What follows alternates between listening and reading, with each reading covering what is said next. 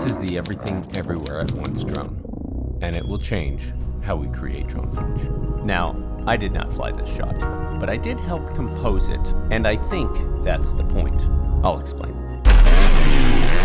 So there's a brand new company incubated by Insta360 that's aiming to change the drone world. The AntiGravity A1, this is the world's first fully immersive 360-degree drone. You wear the goggles, you control the flight direction with the gyroscopic joystick, while you are free to look in any direction. Why are you fully twisting your body? I don't know why. Now, while this may take some time getting used to the uninitiated, and on the surface, I'll admit, it has a veil of novelty, there are some things that this drone unlocks when leveraging the main strength of the 360 camera. Reframing in post. So this is just a first look, and there's a ton of bugs to work out and features that are not yet testable or available. This is AntiGravity's first foray into the monopolistic drone space.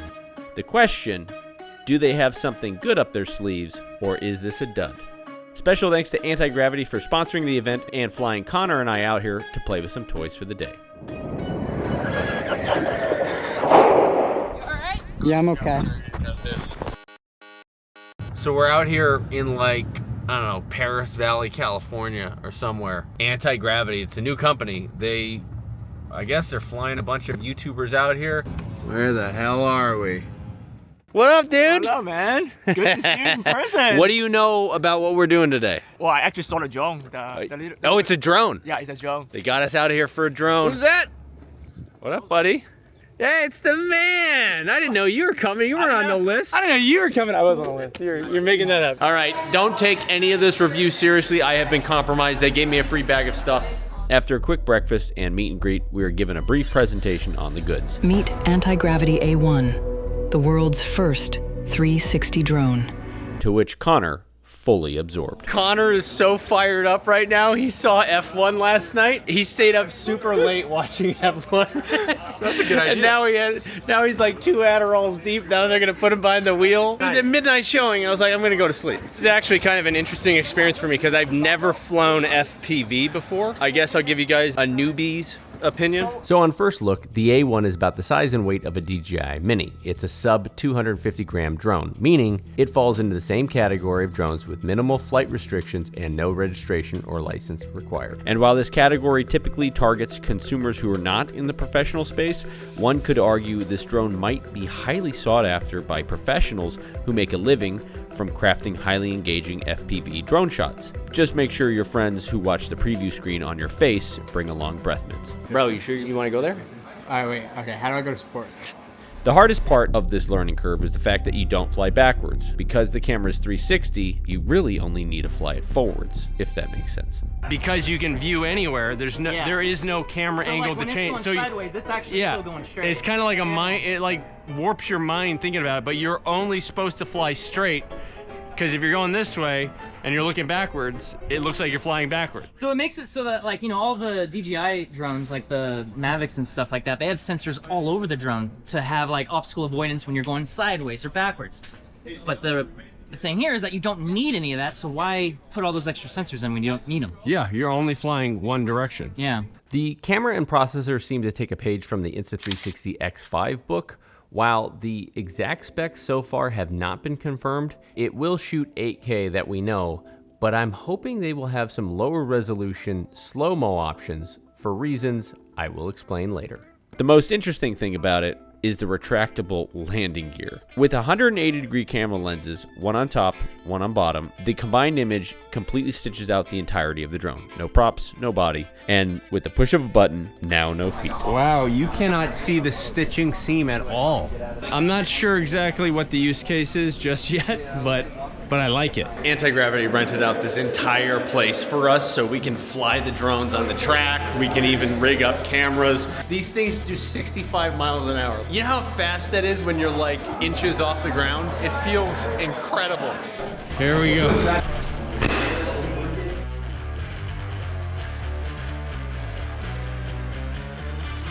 Josh, is this rolling?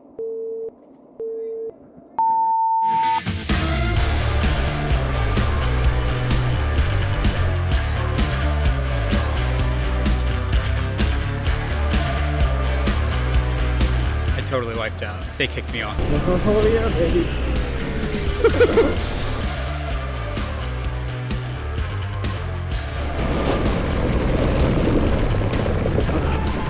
Oh, it's overheating. What happened to you? It overheated.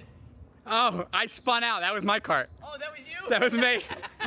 I think if you push the battery too hard when it's this hot out, it just shuts it down. All gas, no brakes. All gas, no brakes. I am not the captain. I got absolutely spanked by a girl.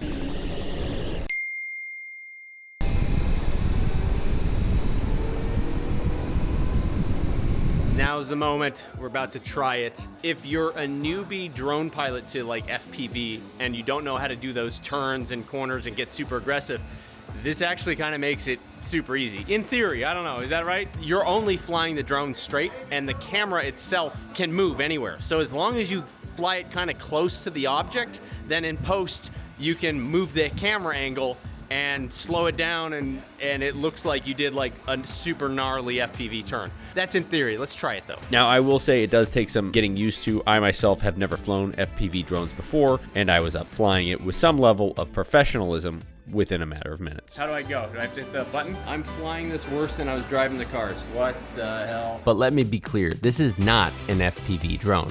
This is a fully immersive 360-degree drone that gives dynamic and immersive shots without the learning curve or perils of the FPV world. I will say this does feel pretty light, like all the weight is in here and it's pretty comfy. So there's definitely a learning curve here, and apparently the throttle is pressure sensitive, so the harder you squeeze, the faster it goes. And what's the top speed on this, 30?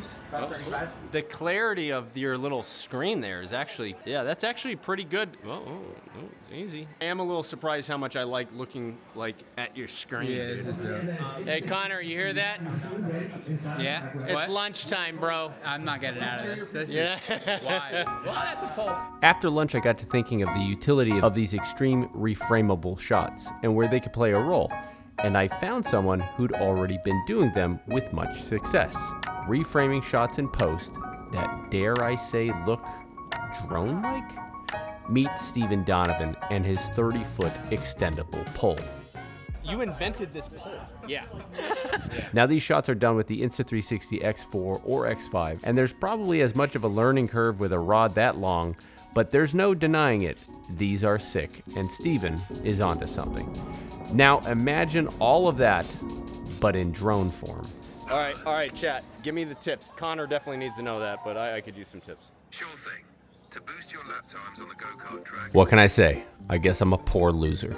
practice this line to optimize your lap times. Let's say I'm doing 60 miles an hour. At what point, I know when I go too far, I hear skidding, I can just spin the back end out. So I'm assuming I've taken the corner too fast. 2 hours later. Is there any techniques on the turn, on the curve, like where to pick the lanes? Like outside, you want to go outside, aim for the apex, and then aim for the outside again? I don't know how this is going to fit. The mute was on. No.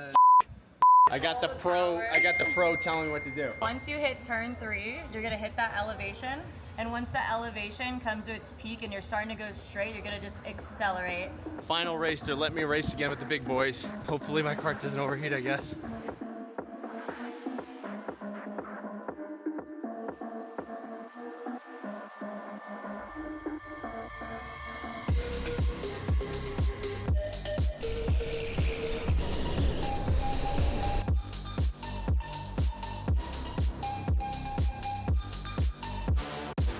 I got absolutely last place, but I'm stoked. I'm so pumped. I'm gonna buy one of these. I gotta buy one. I can do this the rest of my life.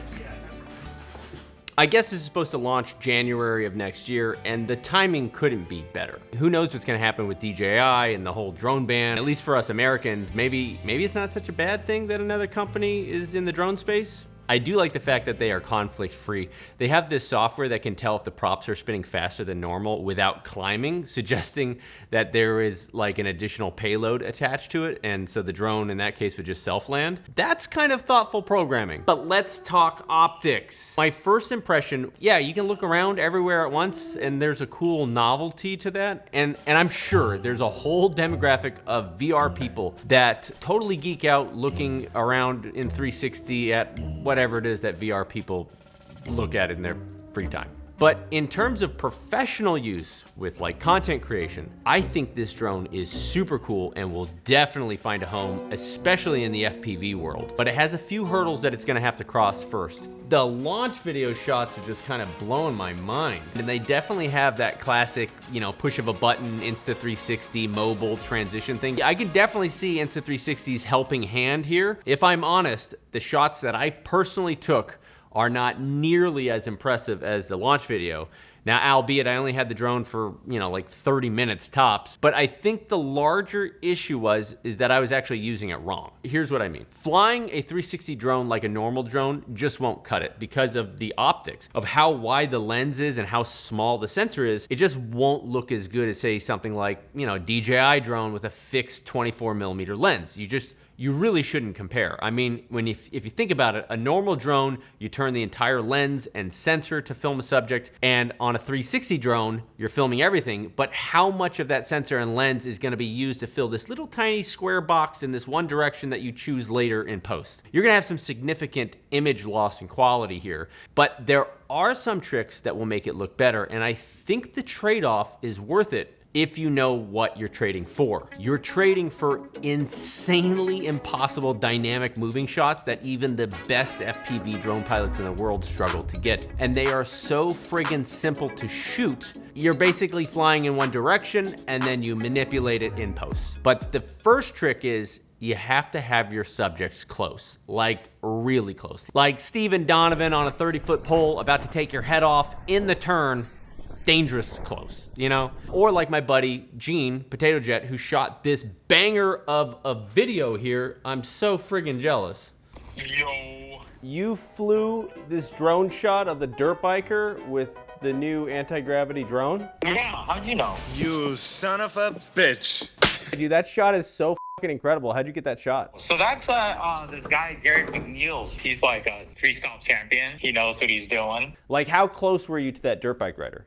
Pretty close, but at like a safe distance. So basically, we just timed it out. So we're like, okay, we both start at the same time, and we hit the apex exactly 6.5 seconds after we leave our starting marks. Figuring out exactly what line he's going to ride and what line I'm going to fly, and we're going to cross each other at the same exact time. You know, once you figure that out, the rest is super easy with this drone. So like you can get super close to subjects because there's no autofocus. The entrance pupil on this drone is so small that everything is in focus. So super dynamic shots where you're at infinity and then suddenly you're 2 feet away, you'll never ruin them with autofocus hunting. Everything is in focus. The second thing to know is that slow-mo. This drone must have slow-mo. I'm not sure what slow-mo frame rates they're gonna offer, if any. I really hope they do, and I'm totally fine with an image quality trade-off for them, simply because it's far easier to enhance and upgrade crappy-looking footage than it is to slow something down without creating a ton of artifacts that just completely ruin it. I have tried every single artificial slow-mo generator, and they all struggle with these very fast, FPV style shots where the composition and the walls are changing. None of these artifacts are in the original footage. These are all from the various frame interpolation generators I was using. And I was actually really surprised at how well DaVinci Resolve and Premiere Pro did just with the built-in optical flow. They were not without flaws, but they both destroyed every single slow-mo model that Topaz 7.1 has to offer. Topaz, you better up your game, son. But here's the thing. If you look at how awesome this final shot is, and then you compare it to how it looked when Gene shot it, Gene just picked up the height and then went straight towards him, and they got the timing right. Like, that's it. That might be one of Gene's easiest shots to navigate in his entire life, and that's what it turned out to be. Amazing. I can't overlook the enormous flexibility there is when you're filming everything everywhere at once. Take, for example, these shots here. These are all three the same exact drone pass, framed and told in unique ways that best tell the story. And after my short time with the drone, but longer time with the footage, it finally dawned on me. The flying part is extremely easy, but the real skill set will be forged in the editing bay later, long after the shoot is done. This is the drone that you really fly in post. Safe distance? The f are you talking? It looks like you're about to hit him. So I probably don't need to tell you this, but just go watch Gene's video. Don't watch the rest of this video. Just watch Gene, because he did it, because they gave him a drone for the day. I had it for a few days. You son of a... All I gotta do was the racetrack, film a bunch of racers, and I got last place. I got beat by a girl. Last place in go-kart? Yeah, well, I'm a heavy guy. You know, they weren't giving me topped up batteries. My foot was full send. Sounds like excuses, man. It's all about race lines.